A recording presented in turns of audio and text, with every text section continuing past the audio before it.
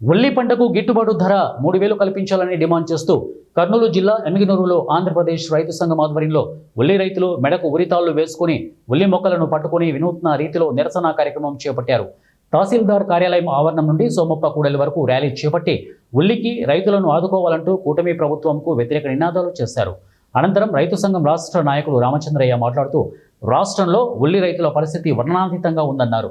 ఉల్లికి గిట్టుబాటు ధర లేక పెట్టిన పెట్టుబడి కూడా రాకపోవడంతో ఉల్లి రైతులు ఆత్మహత్యలు చేసుకునే పరిస్థితిలో ఉన్నారని అన్నారు. మరోపక్క ఈ కూటమి ప్రభుత్వం 1,200 కొనుగోలు చేయాలని చెబుతూ మరోపక్క యూరియా 1,800 పెట్టి కొనాలి అనడం సిగ్గుచేటు అన్నారు.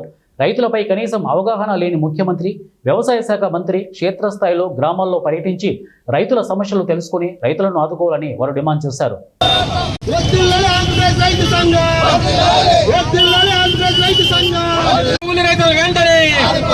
ఉల్లి పంట గిట్టుబాటు 3,000 రూపాయల ప్రకారం ఇవ్వాలి. ఉల్లి పంట ఇవ్వాలి.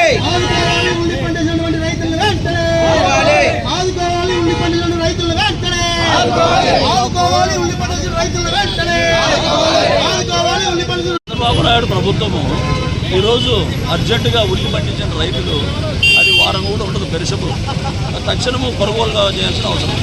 అయితే ఆయన 1,200 క్వింటాల ప్రకారం కొనాలన్నారు. 1,200 ప్రకారం క్వింటాలు ఉల్లి కొనాలని ఒక పక్క చెప్తూ 1,800 రూపాయలు డిఏపి రైతులు కొనాలంటున్నాడు.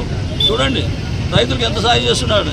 కాబట్టి దీన్ని బట్టి చూస్తే చంద్రబాబు కానీ ఈ రాష్ట్రంలో ఉండే వ్యవసాయ శాఖ మంత్రి మరి అచ్చెన్నాయుడు కానీ రైతుల పట్ల అవగాహన లేదని చెప్పి మేము భావిస్తున్నాము.